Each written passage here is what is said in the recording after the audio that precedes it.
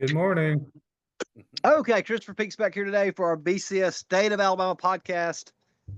We got our first libertarian with us here today, John Sophocleus. He is a retired economics professor from Auburn University. He's ran for office several times, most recently for the Senate in 2022, and probably unfairly villainized for his role in the 2002 governor's race. John, how are you this morning, sir? Very well. I'm interested in what we're going to talk about. You didn't give me any heads up. So, I mean, we had the big topic right now is the tariffs. It's dominating the headlines, and even though me and Brandon aren't experts, economic experts, we play them on Facebook. So we figured we'd probably get somebody in here who actually knows what they're doing, and I couldn't think of anybody better than you. I guess to start off with, could you give us like a brief history of like how tariffs, like they paid for funded our country until the income tax, right? Indeed. When I would teach this, I would get my students to focus on the revenue for 1790. So 99.9% of total federal government revenue came from tariffs. If you're interested in that other 1/10 of 1%, it was gifts to the Treasury. So the next time, somebody like Buffett says that they're not paying enough in taxes, just write a gift to the Treasury. Problem solved. Up until 1860, and of course they were the lion's share of revenue, 94% of total federal government revenue came from tariffs. And students that were interested in that other 6%, it was basically this guy named Jefferson engaged in a Louisiana purchase, which he wasn't sure was constitutional, et cetera, et cetera. But land sales from that were going back into the Treasury to offset those purchases. Now, why is 1860 interesting? Well, this newly formed Republican Party came into power, and they said they wanted to return the tariff back to 1828 levels, which was the highest in U.S. history at an average dutiable rate of 61%. The agricultural states that didn't like that exited, and that's when we get our first federal income tax, 3% on incomes over 600, as I recall. So I'm going to let you guide where you want this to go, but I'd be happy to talk about the interaction between the tariffs and income tax if that's where you'd like to go. Sure. So the first one was, or after what 1912 is when it was introduced, income tax. So what happened So to the tax? Go ahead. the income tax is interesting. Once the southern states return, the income tax is abolished. And of course, everyone knew it was unconstitutional. Lincoln didn't have much reverence for the Constitution. It doesn't rear up its ugly head again until 1894. The Wilson-Gorman tariff reintroduces the income tax in return for lowering tariffs. It's kind of a Faustian bargain with the agricultural states. The problem is in 1895, it actually goes to the Supreme Court. Pollock versus Farmers Loan and Trust is the case, and the Supreme Court rules it unconstitutional. So, what's the way around the Constitution? You have to actually do it through an amendment. So, the 16th Amendment, I believe in 1913, is where we actually have the income tax that my students seem to think that we've always had. Now, what's cool about your question is the world is now different for the United States. When you start to see tariffs revenues drop because they're excessive, now you can do things like play games with the money supply, which is being talked about today as we speak on Capitol Hill, or you can just raise the income tax. So when you had the Wilson-Gorman tariff, destroy that Faustian bargain, the next one that really comes to show what they were trying to accomplish was the Smoot-Hawley tariff. Average dutiable rate of 60%. It was 1% lower, so they could say it wasn't the highest in American history. But now you've got Hoover that wants all these high taxes and basically the government picking winners and losers. When FDR comes in, he doesn't undo that. And during the Hoover administration, you see them playing games with the money supply, raising the income tax, which of course just engaged in even more unemployment. So this, what we're witnessing now is nothing new under the sun. When somebody says that tariffs are good or bad, stop listening to them. A tariff it can be good or bad if it's a constitutionally correct tariff. It's going to be a uniform tariff that's designed to facilitate income, to provide and maintain a navy, deal with piracy, coin money, fund the resources for property rights to ideas and inventions. I think most folks today have forgotten there are very few things that the federal government was authorized to address. If they did those few things really well, I think that the median American would be surprised at how much their quality of life would improve if we use the Constitution for common sense. And obviously, the number of the federal budget deficit would disappear overnight if if you weren't relying on the federal government basically to support 24, 25% of the population and then keep another fifth basically working either in defense or civilian make work projects or police. Amen, Brandon. Yeah. And what's cool about your comment is that, I mean, the first time we really saw the tariff be an issue that would get to a pretty high rate was after the War of 1812. And that's the first time a federal income tax was ever even introduced in DC. Well, what was the problem? Our lion's share of revenue came from tariffs, and the British blockade was just clobbering the ability for, these import taxes to generate revenue. So at the end of the War of 1812, we had a lot of debt. Well, that's what the full faith and credit clause in the Constitution was for. I mean, building frigates and dockyard maintenance and construction, providing a navy, et cetera, was really expensive. So the tariff of 1816 is considered high at that 20% rate, but it was limited to 1819. It was supposed to phase out in 3 years because that's what they forecasted would pay off that debt. So the only thing I will take a little bit of umbrage with, Brandon, is it won't go immediately. It would take some time to pay off that old debt. But I don't see, when you look at Biden's and Trump's, anybody trying to reduce spending and actually seriously wanting to address the debt. How did we It's get? kind of difficult to see how you're getting rid of the debt when there's what 5 trillion in federal revenue now. But we spend 7 trillion a year, and 1 trillion of that is servicing the debt. So you can't cut the debt service. And amen, Brandon. I think now servicing the debt exceeds what we spend on DOD military, Yes. something that's actually authorized to the federal government. How did we get? I was reading something, watching the other day. They said that the rest of the country has 2.5 times the tariffs that we have on them, and we were losing like $600 billion a year in China. How did we get to this point where we're losing so much in trade? Well, the abbreviated answer is that we do not have a uniform tariff designed to collect revenue. So if the tariff actually showed the cost of trade, whenever somebody says free trade, stop listening to them. They're morons. There's no such thing as free trade. There's huge cost associated with having functioning trade, right? To provide and maintain a navy, dockyard maintenance, et cetera, et cetera. So here's the problem, Chris. You've got all this stuff coming into the US where the cost of trade is not embedded in the price of the import. Now we have, the federal income tax, all these federal rules and regulations and all that embed in the price of our exports. And that's what's been distorting our balance of trade for the longest time. Now, remember, I've been in the econ game a long time. I took heat from all the Soviet economists when I was standing up against NAFTA and GATT, right? The whole reason why Article 1, Section 8, Clause 1, if you're wanting your listeners to look it up, they put uniformity in there for a reason. They did not want the tax code picking winners and losers. And some of this goes back to FDR with MFN. Most favored nation trading status is patently unconstitutional. And I mean, it was a mistake to give it to FDR. Why do we think it's not going to be a mistake for all the executives following? So MFN allows the executive to reduce specific tariffs, whatever nation he likes or dislikes, up to 50% without congressional approval.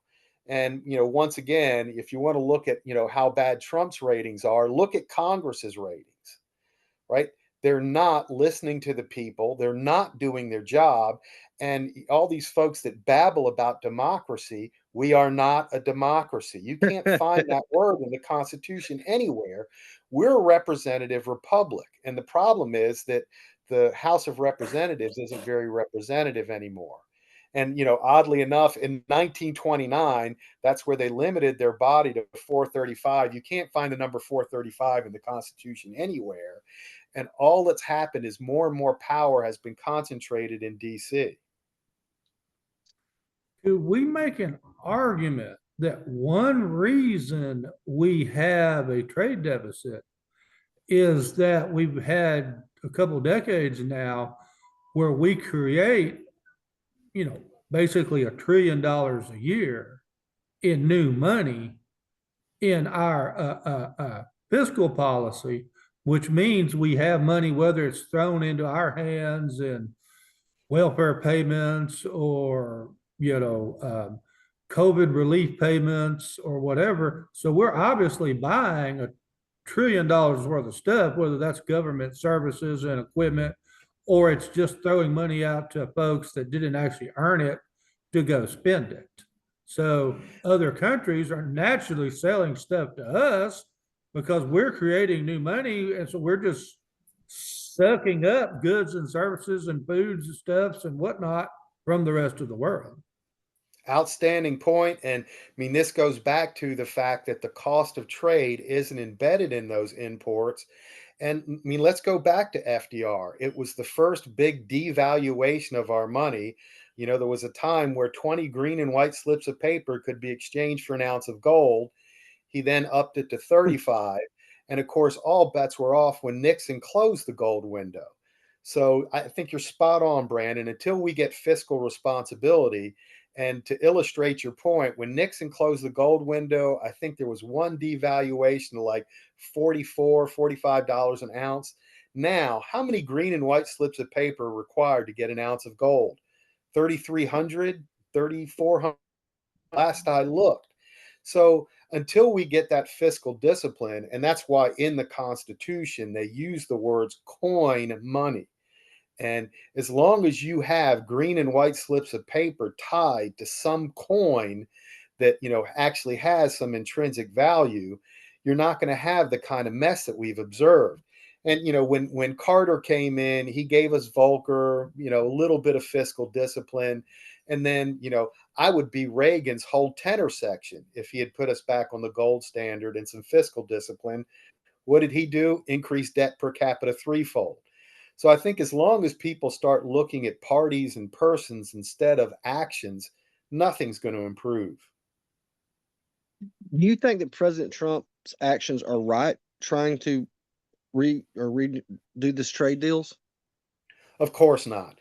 He's got to follow the Constitution. All this would be, no consternation if he looked to the Constitution for common sense. And there's a famous economist, Frank W. Tauzik, who said that the benchmark rate for tariffs were 20%. As long as they were around or below 20%, you didn't have folks threatening to nullify, secede, caning each other on the floor of Congress. So, just like with if Reagan had put us back on the gold standard or sound money, if Trump would come out tomorrow and say, hey, I found this document called the Constitution and looked at for common sense, and we're going to have a uniform tariff, absolutely he would be doing right. But I mean, he sees himself as a deal maker, not somebody who wants to follow the document he's taken an oath to uphold and defend. Now, when you say uniform tariff, what exactly does that mean? That means a uniform rate. I don't care if you're bringing in broccoli or Buicks, 20%. And all these folks that are given all these dire forecasts about what's going on, I don't even know what the average dutiable rate is, Chris, to judge it. And there's a whole bunch of folks that are saying, oh, well, consumers are going to get clobbered and all that. A Principles of Economics 101 class talks about elasticity of demand and supply, how responsive demand and supply curves are. So when Trump puts in these tariffs, it's going to be completely dependent on demand and supply. Who's going to bear that tax, the importer or the consumer? And anybody who thinks that the importer is going to be able to pass all that onto the consumer doesn't understand fundamental economics. And Yeah, the you can founders, slap, go ahead. yeah, you can slap a 50% tariff on the price of a car, but how many millions of Americans did you price out of that car if you do that? Amen. When NAFTA passed and all of a sudden Clinton realized that he had angered a whole bunch of folks, right? He came out, we're going to put a 100% tariff on Japanese luxury cars.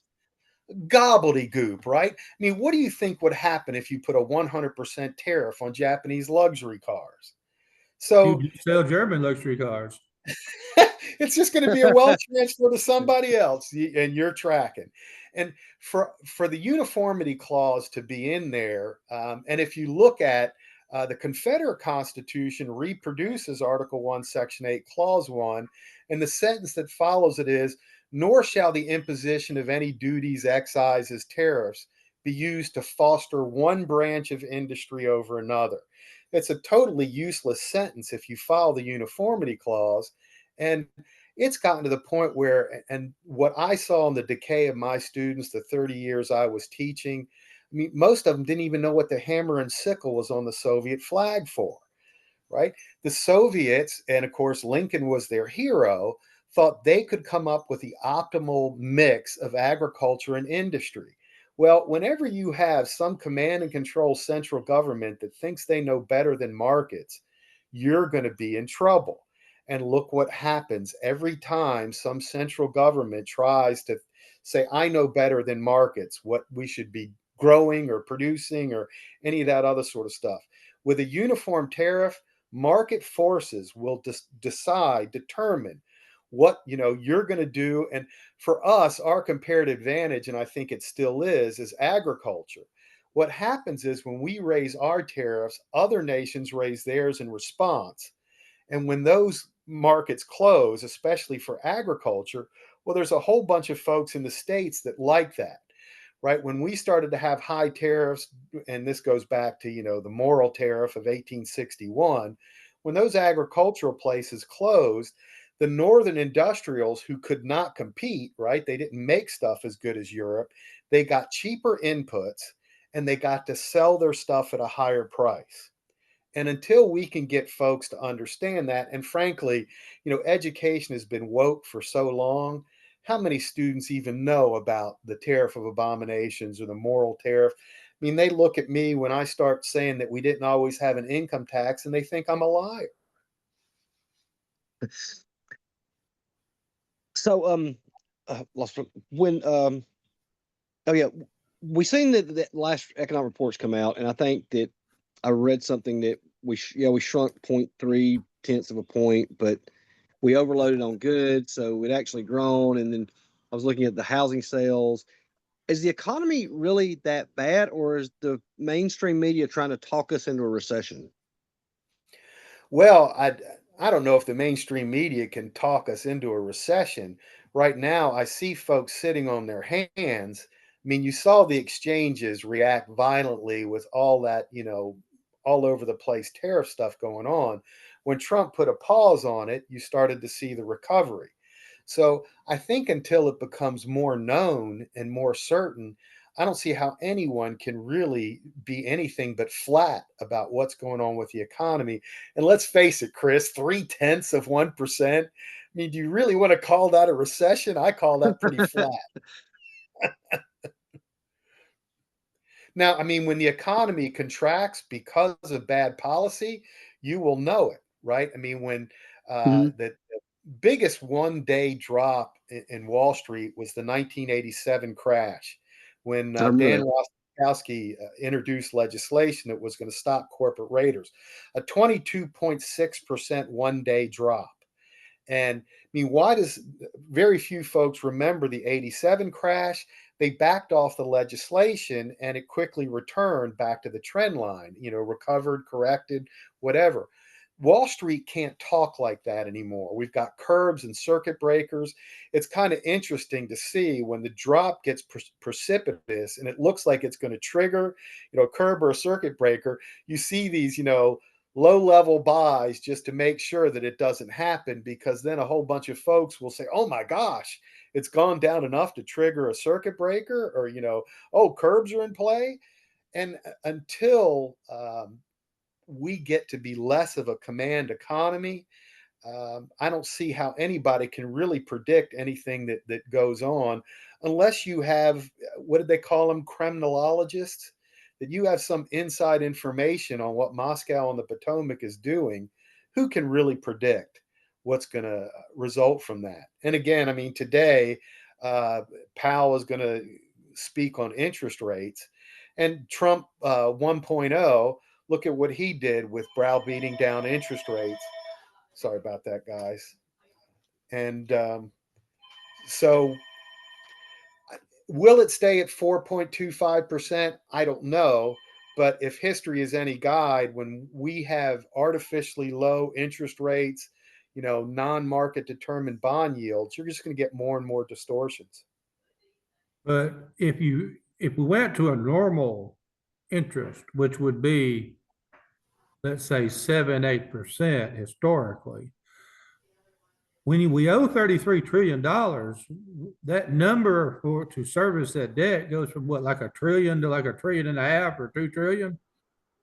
Absolutely, something has to happen to discipline. When you have an abnormal, artificially low bond rate, you borrow more. And I don't know if you guys remember, what was it, the pigs, Portugal, Italy, Ireland, Greece, Spain, all that sort of stuff that had to do their haircuts. They had bond yields that were at 18+% because they were so risky. Well, the United States, because it manipulates, bond and money markets so much, you don't get that discipline to come in to stop the spending. Historically, people who want returns go to the market. People who want safety go to the bonds. When we owe 33 trillion and we're running a $2 trillion a year deficit, do you really think that the bonds are all that safe? I've got more I bonds than I probably, care to hold. But I mean, Brandon, when the poop hits the propeller and things start collapsing, do you really care if you're holding equities or bonds or green and white slips of paper? So, I mean, there's Yeah, a whole bunch all of the folks. paper or the numbers on the computer screen are probably moving in the same direction at that point. Well, and I mean, if I really, my bride says no matter how dark it gets, I keep pulling down the shade. But imagine what the price of gold would be if we didn't have all these folks interested in cryptocurrencies. So, I mean, the last time I bought gold, it was under 2000. And, folks are saying, well, think about crypto and all that. Yeah, I thought about it. And at least when the poop hits the propeller, I'll have some coins around that, I can do some exchange with. And once again, I think that most young people don't have that as part of their historical understanding or background. So things like crypto and etc. sound great to them. But isn't In this crypto just some more numbers on a screen? Indeed, Brandon. Indeed. in this trade war, is there going to be a winner or loser, or is everybody going to be the loser? Well, until the trade war is better defined, I don't think anyone can give you an answer, Chris. I mean, a lot is dependent upon when this unpause takes place and what is, actually going to end up being the average dutiable rate, because clearly we're not going to have uniformity. But, if the average dutiable rate is at or around 20%, I don't think it's going to be as dire as a lot of folks claim that it is going to be. I mean, because of all this uncertainty, and I don't think that anything right now is irreparable. Do I think that we could repair our relations with Canada and Mexico and, folks across the pond?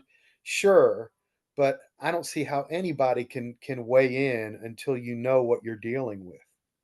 So just to clarify, your position is we need to just calm down and wait and see instead of saying the sky is falling or this is going to be great because we really don't know yet.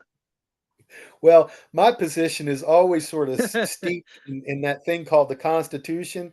I wish that my, congressman and woman would actually read those 7,500 words. They might learn something, and it would shepherd them to more intelligent results. Um, just like folks that are talking about, 145% tariff with China, and other ones talking about, a zero tariff with New Zealand or whatever. Both are wrong. What part of uniform don't they understand? And the nice thing about, how our system was set up is a tariff is kind of a user fee.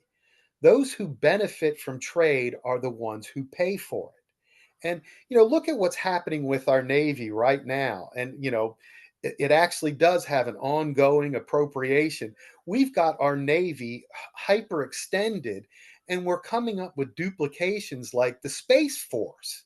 I mean, let's face it, Hmm. who already has solved a lot of the problems for navigation, this, that, and the other? So instead of getting more federal government agencies, I mean, look at DNI instead of ONI. What are there, like 17 agencies? We should have two agencies. We should have the federal marshals and we should have ONI. So if we were to actually get rid of a lot of that duplication, imagine how much better things would unfold. Now, back to your trade war, I don't see anything that's warlike until those final numbers come in. I mean, I'll be happy to be on a podcast after the pause is undone and start talking about, numbers that mean something.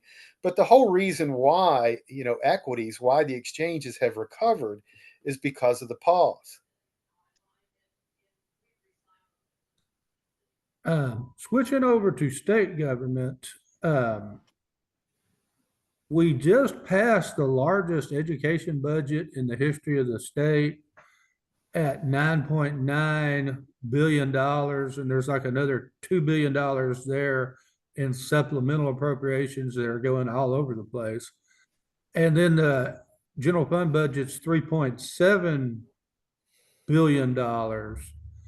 And that doesn't count roads and bridges, which are off on their own little separate fund, as well as the oil and gas revenues, which go off to their own fund. Um,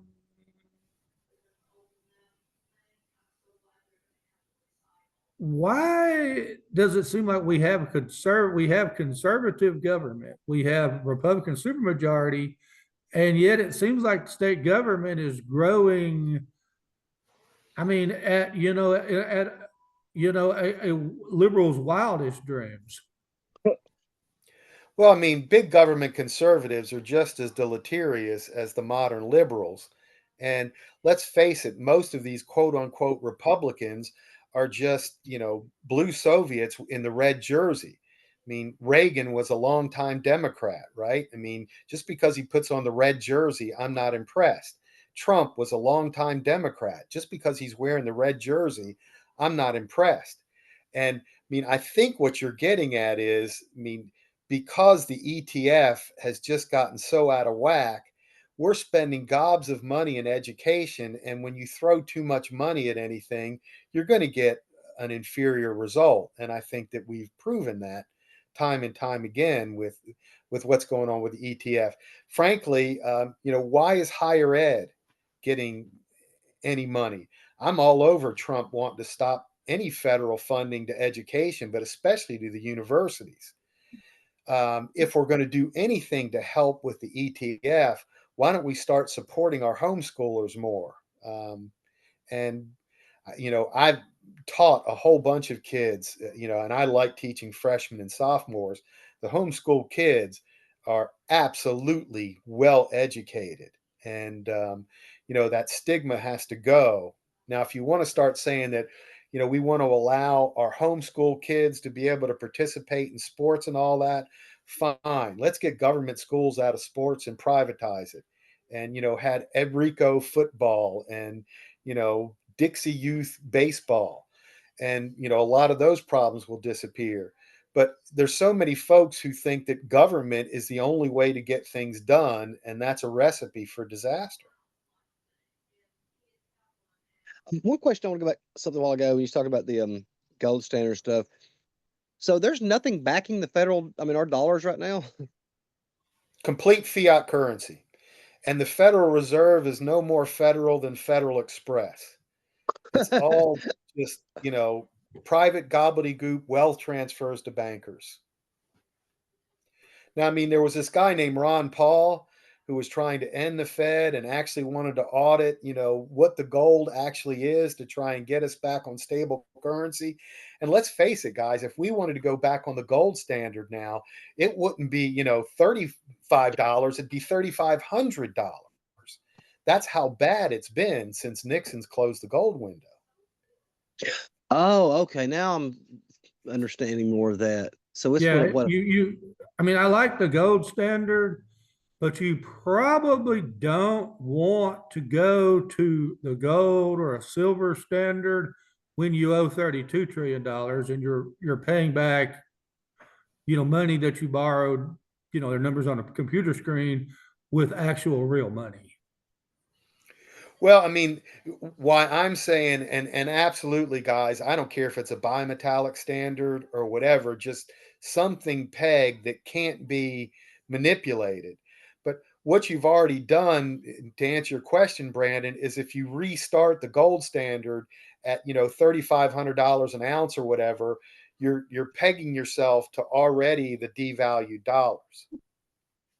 You're just locking into deflation at that point, wouldn't you be? Well, I mean, I've always had trouble when folks say deflation. I think what they mean is disinflation.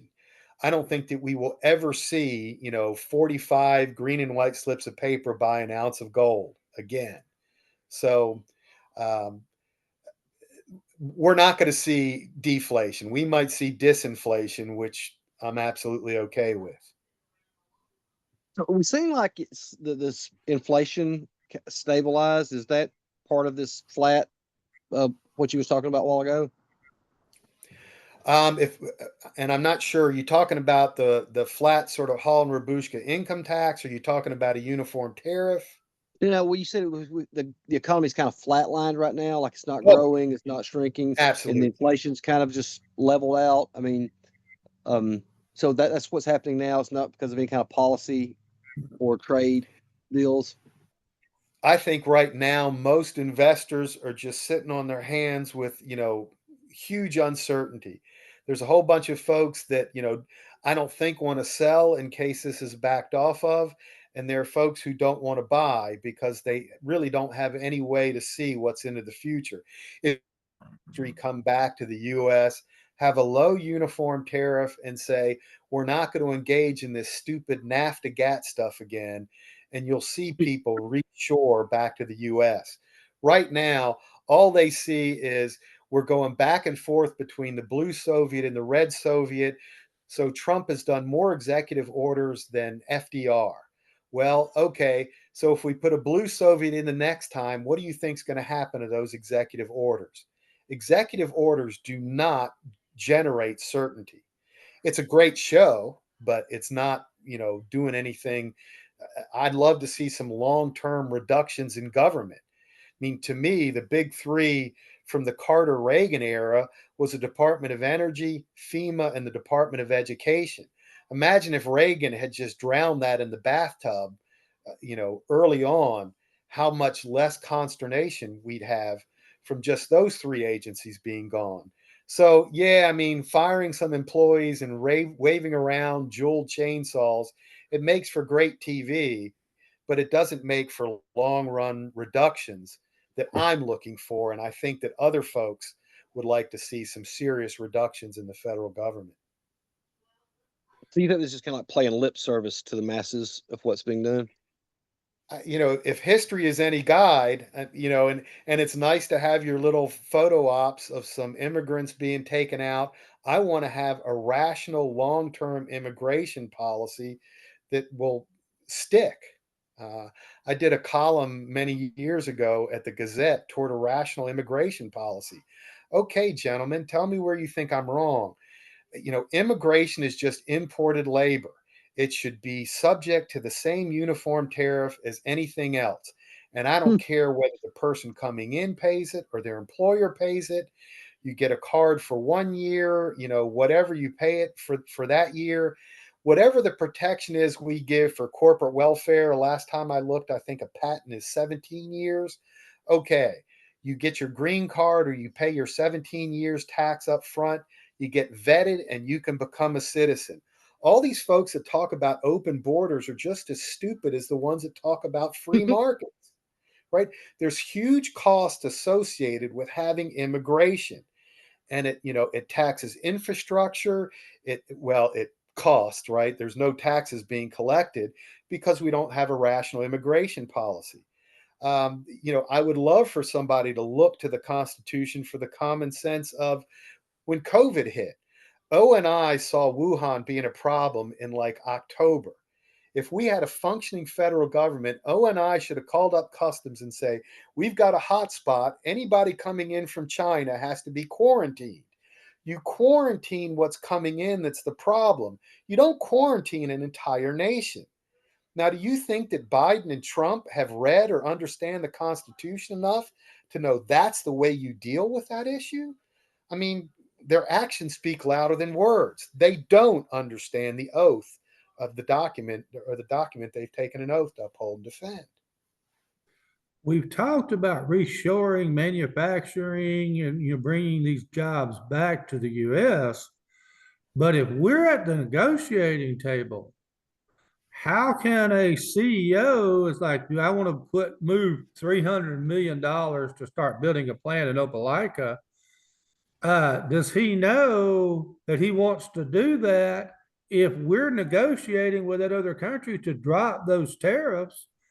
All he can do is park that money on the sidelines. I mean, Spot on, Brandon. Absolutely spot on. And I thank you for making the point better than I did. So imagine we followed the Constitution and we got rid of MFN, and you couldn't have somebody like Trump who thinks he's a deal maker for something he's not designed to be a deal maker for. Congress, right? Article 1, Section 8, all bills for or Article 1, Section 2, all bills for generating revenue must originate in the House of Representatives. I realize it's not very representative anymore, but you would see folks want to onshore if there was a uniform tariff that they knew was going to be put in place and held to, and we're not going to go down the Soviet path of more NAFTA GATT stuff. I mean, when Newt Gingrich was brokering all those deals for NAFTA, I wanted to throw up. But, I was getting berated by all the Soviet economists. Don't you like free trade? No, I want constitutional trade. And once again, that certainty that you are talking about is the biggest point that I'm trying to make in on that issue. I think in the 92 race that Ross Perot was the one that was screaming the ills of NAFTA and GATT. And then that giant sucking sound. that giant sucking sound. And I remember reading that when Bill Clinton signed that, 60,000 factories closed in the United States. Is there any way to bring the manufacturing base back? It will not come back immediately, but the way to bring it back is through certainty. And the problem is that, take in my Lee County, we did a $6 million tax abatement for 9 jobs. So all that's coming from are your existing businesses. You can't do that on the backs of your folks who actually are creating jobs and generating revenue. Now, if you have, and I'm just going to throw a number out there, a 10% uniform tariff, and that the businesses out there say, oh, look at this. They're not picking winners and losers, and maybe they'll stick to it. It will be a lot more amenable for them to think about coming to the U.S. and staying in the U.S. As long as they have no idea whether we're going to have another, NAFTA GATT type baloney go on, even if Trump does, come up with some number that's amenable. you're not going to see folks want to move. And just like Brandon said, they're sitting on their hands. I mean, frankly, I'm sitting on my hands with respect to what I'm going to invest in until I see what's unfolding. In the old days, when you were taught a little bit of economic history, there was a difference between a panic and a depression. One of the classics ones was the Panic of 1857, when we decided to go back to that 20% benchmark rate and have a more uniform tariff. You saw folks panic out of the protected industries and go into the ones that could compete. You're going to see a huge realignment in the United States of agriculture and industry if we have some sort of uniform tariff, so that folks can know, oh, yeah, I can go into this business and the federal government isn't going to come in and distort me out of a job or out of a business. Um, when got out of the Great Recession and state revenues took a huge hit once the Obama stimulus got used up. Speaker Mike Hubbard, we all remember, championed a series of tax credits and incentives package to lure new jobs to Alabama. And I mean, I think we have to admit that that worked pretty well. But then I won't admit it, but go ahead. Then the legislature, when unemployment went down and we had all these new jobs popping in, instead of letting the incentives expire, they doubled down and renewed and expanded incentives. Can you really expand an economy that's at 2.5% unemployment? Well, and it's a good question. The reason you're at 2.5 unemployment, and Felon Hubbard took that straight from Boo Briley, right? You go out there and you redistribute wealth to the cronies that you want to come in. I have no idea what the optimal level of agriculture and industry is in Alabama. I do know that market forces can get us there better than Felon Hubbard's distorted result or any of these other hammer and sickle type programs. So if you want to see us, not have this overextended, overstimulated hyper growth that, of course, all that does is attract in black market labor and other folks because they can't fill the jobs for the hyper subsidized stuff that's going on. You're never going to see Alabama in, what amounts to be a healthier, sustainable result until you let market forces do the job. But then we saw a similar approach at the federal level by Biden. He came in there, and once we were getting out of the the COVID shutdown, unemployment was pretty low, but we threw like 3 or 4 trillion, in ARPA and the infrastructure bill and government make work, which in Keynesian economics, you do that because you're in an economic downturn and you think it will get you out of the economic downturn. If you're at 2.5 or 3.5% or 4% unemployment, which is full employment, all you're doing is creating inflation at that point. Absolutely. And I am adamantly not a Keynesian economist. I understand that. I wish that, I had my whiteboard like when I taught at Auburn, but, imagine a sine function, right, as your business cycle. The problem is that these idiots like, Biden, Trump, all these folks that want to somehow control the economy, is when it goes into a downturn and they want to do their stimulus stuff, when the market forces kick in to try and recover, well, then their stimulus crap kicks in too, and you end up with higher peaks and lower troughs. And, let's face it, Biden's Inflation Reduction Act was a joke. We have enough command and control economy stuff in its own right. And Moscow on the Potomac isn't going to do any better finding what that sweet spot is that markets can, any more than Goat Hill, any more than my county commission. But they sure love to do their little Soviet policies. In the last election, go ahead, Brandon. Isn't it just kind of cool to get off the private jet the little your little business jet deal in wherever you're going to and say, hey, we're here to recruit jobs for, bring this plant to wherever we're from, and we've got money to make this a reality. And absolutely, if you're one of those, bureaucrats, part of the Politburo that do that recruiting and all that stuff for the business, basically, how you recruit businesses is having a low, well-established, dependable tax rate and, not an overbearing regulatory environment and zoning and all this other sort of stuff that comes to bear. So, absolutely, if you're part of the cats that benefit and look at all the economic developers and advisors that are on our Soviet payroll. Get rid of all of them. Give us a more reasonable tax structure. And, listen, some of the stuff that was done finally at the Secretary of State's office just to be able to get, a business license within 60 days. That's the stuff that makes an environment amenable to folks wanting to come and do business here. During the last election, the vice president was talking when she was running, was talking about stopping price gouging. Is that did they do that? I've never heard of that before. Obviously, the federal government has no authority to engage in price gouging legislation, especially for groceries. But probably your podcasters are saying, or listeners say, why should we keep listening to this guy? The Constitution's toilet paper. Nobody adheres to it or pays attention to it anyway.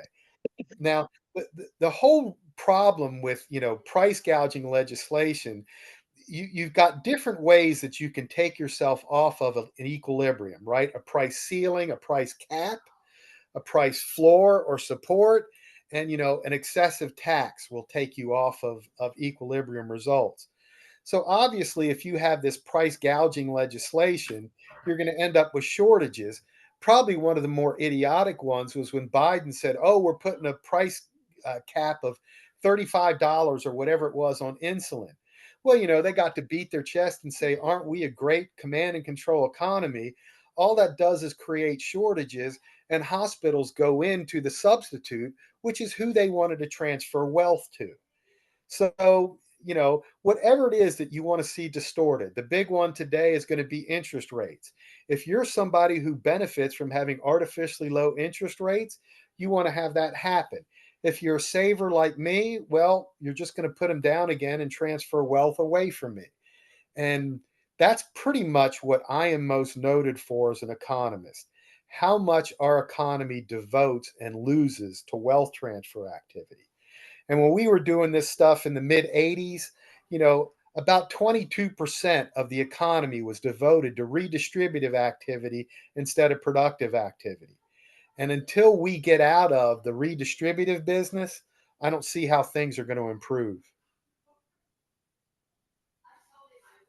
John, just going away here, you were the libertarian candidate for governor of Alabama here in 2002, and then this past time in 2024, you were the libertarian candidate for U.S. senator. Here in Alabama, where like 60% of the voters vote for Team Red, uh, and the Democrat Party, it was a pretty potent force in 2002. In 2024, I could pull Democrats off the street right now, and for $100 bill, I don't think I could get them to name, their Senate candidate or their gubernatorial candidate. Now that we've become more of a one-party state than it was even 20 years ago, can a third party even make any noise at all? Because you're not in between these two big behemoths. There's just one guy there. Essentially the Libertarian would just, or Constitution Party or Green Party, whoever, would just be another critic of the uni-party state. Well, certainly the reason why it's worse now is the Republican Party is so much more anti-competitive. When they were all blue Soviets, now most of them were blue Soviets wearing the red jersey. But if you want the joke, a lot of Republicans wouldn't be able to get on the ballot now under their rules back when, the blue Soviets were the dominant party in the state. I'd have to look at the data, Brandon, but I think the last time straight party tickets canceled each other out was something like 2010. And of course, that's when Felon Hubbard was doing all his stuff, stealing the state house, blah, blah, blah, blah. But, I don't see how we're all that much different under the red Soviet moniker as we are the blue Soviet moniker, except for who are getting the wealth transfers. Now, if you're a parasite, you care which party is in power. I'm a host. I don't care which one is sucking me dry. For me as a libertarian, at least you get in the debate some discussion of, liberty, the Constitution, what we're designed to be. And I do not see the modern Democrat Party in that role anymore. When you ran this the past time in 2024, was there Correct. ever a debate, and I kind of know the answer to this, where you were on stage with, I guess Reverend Boyd and Katie Britt? there were never a chance where we were actually able to, exchange ideas up on stage. The last time I was on a debate where you actually got to face the major party candidates, it was, Bob Riley and that crowd in the 2002 one. They made sure they never wanted to debate me again. And frankly, when you have a libertarian like Dr. Jimmy Blake in the debate, you don't want somebody like Blake who knows the history and, has actually been elected and undone some of what the Soviets have done on the stage. They just can't handle that kind of scrutiny. And all they want are folks to continue to waste their votes on Democrats and Republicans. They don't want somebody coming in and providing an alternative. Question here. You mentioned Dr. Paul a while ago, who I voted for him every time he ran for president, except for 88 because I was too young. Do you think his son's anything like him? He shows little glimmers of hope at times, Chris. When he started drinking the Trump Kool-Aid, I turned him off. But now he's starting to sound more like, a small government conservative. And so he's getting my attention again. Now, and let's face it, guys, I've actually supported Republican candidates. I was a Ron Paul delegate, Asa Hutchinson. But I mean, as long as the Republican Party keeps nominating big government Democrats like Trump, I can't support that. Well, thanks for coming on, Dr. Sophocleus. Glad to discuss. Well, guys, I've got to correct you. I'm just a lowly nobody instructor. I know when I came out of my mouth, I messed that up. Yeah, thanks a lot for your time. As always, it was great. I love having you on because you're much smarter than I am and can explain things that I don't understand. I may be smarter than you on a few things, but I mean, when you start getting into the weeds of the PSC and all that, I love to listen to you and get some input from you. But in earnest, Chris, I mean, once there's more certainty with what the tariff numbers are on, you want me back again. I'll talk, but I seemed elusive. That's the reason. We really don't have anything concrete to talk about at the moment. No, you really explained it because, I'm hearing one side, talk about the gloom and the other side, oh, this is going to be great. And, I don't know what to believe because I can't believe anything that anybody says in the media anymore. Except for Brandon. I can believe what Brandon says. All right, guys. Thanks a lot. Thanks for having me on. All right. Stop recording.